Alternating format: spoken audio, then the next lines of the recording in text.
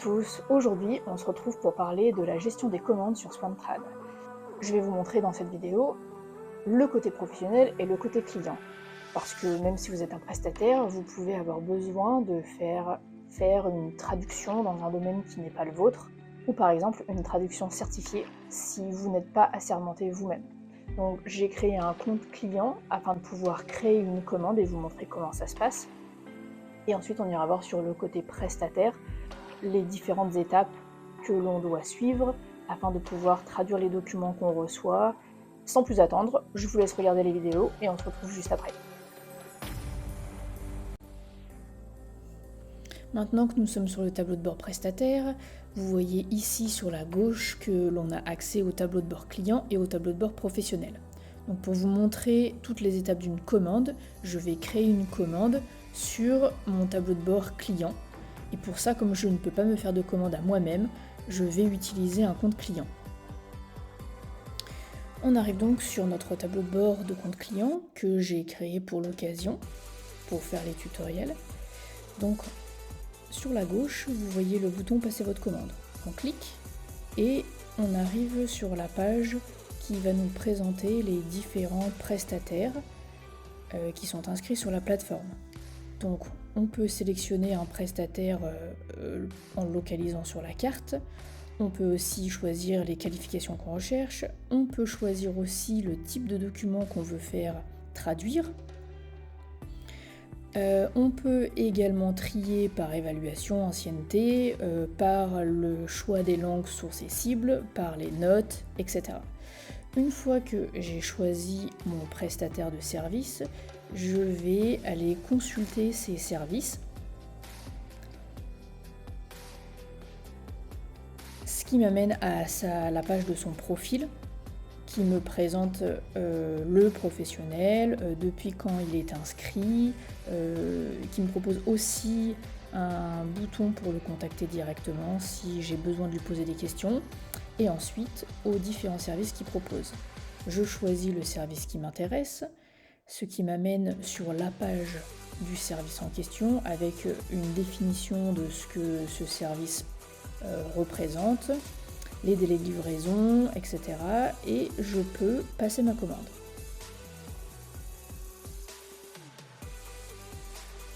Ce qui m'emmène ensuite à la page pour téléverser le document que je veux faire traduire. Donc je choisis mon document. Une fois que je l'ai choisi, je sélectionne la combinaison de langues. Ici c'est un document français que je veux faire traduire en anglais. Et je clique sur le bouton continuer, ce qui va lancer le chargement du document.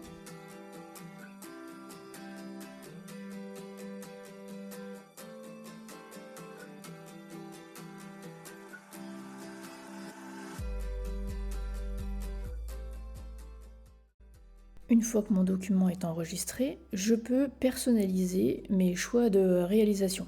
Donc ici, j'ai un petit aperçu du nombre de mots détectés par le logiciel. Je fais un petit arrêt ici pour rappeler que là, le nombre de pages calculées, c'est 11. Mon document, à l'origine, on en avait 5, mais comme on le sait, au niveau de la traduction, une page, c'est 250 mots, donc MateCat va diviser votre document par portion de 250 mots.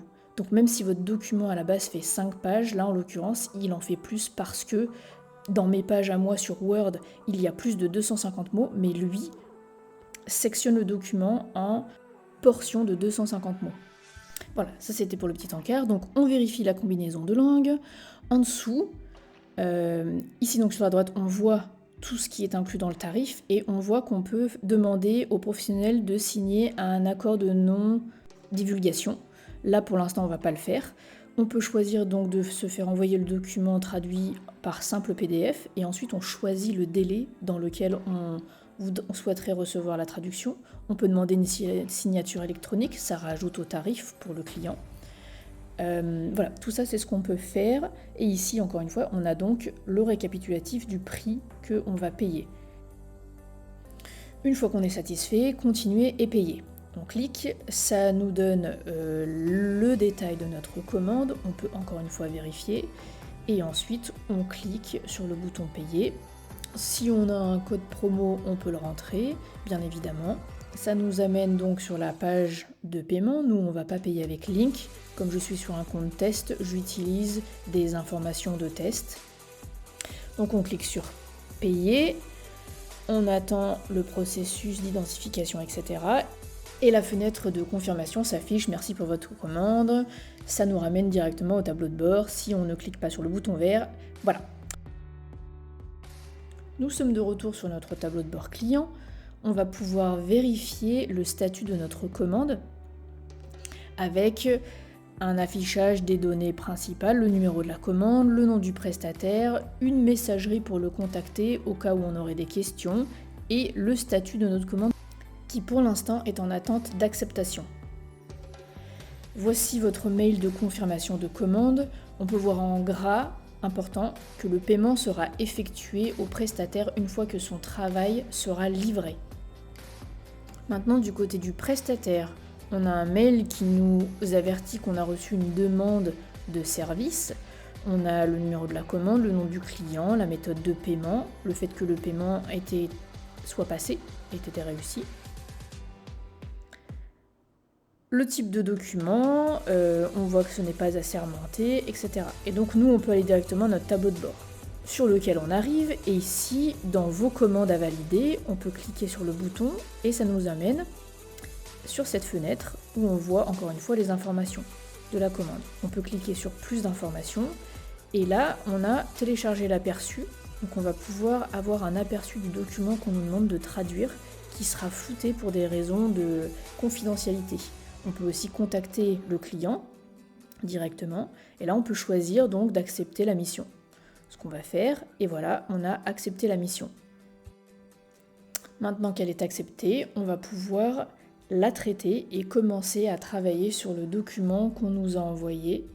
Une fois qu'on clique sur traiter, on arrive sur la page du détail de la commande, page sur laquelle on va pouvoir ensuite aller chercher l'outil MadeCat, l'éditeur MadeCat, pour pouvoir effectuer notre traduction. On voit aussi qu'on peut toujours annuler la commande et contacter directement notre client. On revient du coup à notre éditeur, on va pouvoir l'importer dans MadeCat. Ici, vous voyez qu'on a des crédits, on en reparlera dans une autre vidéo pour vous expliquer comment ça fonctionne. Mais là, l'importation va me coûter un crédit. On lance donc l'importation qui va nous permettre ensuite de travailler sur le document directement dans l'éditeur. Et voilà, notre document est importé, on peut ouvrir l'éditeur MadeCat pour commencer le travail. Il vous faudra donc créer un compte MadeCat. Cet outil se présente comme tous les outils de traduction assistée par ordinateur où on a la colonne à gauche avec le texte source, à droite les segments que l'on peut modifier. On va donc pouvoir avancer au fur et à mesure des segments et traduire notre texte de la même manière qu'on utiliserait un autre outil de TAO. Si bien sûr vous avez un outil de TAO que vous avez l'habitude d'utiliser, vous n'êtes pas obligé de passer par MadeCat, vous pouvez télécharger le document que vous devez traduire sur votre ordinateur et utiliser le logiciel que vous avez l'habitude d'utiliser. Je vous fais grâce de la traduction et donc on arrive à la fin, une fois que tout est traduit, on voit la petite barre en bas que ma traduction est complétée à 100%. On remonte donc en haut de la page et là je voulais juste vous montrer le petit bouton Download Translation. Donc vous voyez ici que le téléchargement vers le MadeCat Open Source a été désactivé. J'ai fait un petit arrêt sur image parce que ça c'est un des points importants qui avait été soulevé plusieurs fois, de savoir si effectivement les documents qui étaient soumis au MadeCat qui est sur Swantrad étaient protégés. Donc la réponse est oui, rien ne va sur le MadeCat Open Source, tout reste dans Swantrad. On est donc de retour sur notre tableau de bord prestataire et là on voit qu'on a récupéré le document à traduire, qu'on a déposé le document, on peut proposer un bon à signer et tout ce qui nous reste à faire en réalité si on ne veut pas proposer de bon à signer, c'est de télécharger le document pour pouvoir ensuite le transmettre à notre client. Une fois qu'il est téléchargé, on peut déposer le document traduit et envoyer, donc on va le chercher, et on va ensuite l'envoyer à notre client. Voilà, notre fichier a été envoyé. Comme je le disais tout à l'heure, on peut aussi envoyer un bon à signer au client, ce qui termine vraiment la mission et qui permet de prouver au client qu'on a déposé le document, qu'on ne le modifiera plus. Et ici en bas, on voit bien qu'on a déposé le document traduit. Et donc on peut cliquer sur terminer la mission pour indiquer au client que nous avons terminé la mission. De retour sur notre tableau de bord client, on peut voir dans les commandes un document traduit maintenant. Donc on clique dessus. Et on voit notre commande terminée et on peut afficher le document qui a été traduit. On peut le télécharger.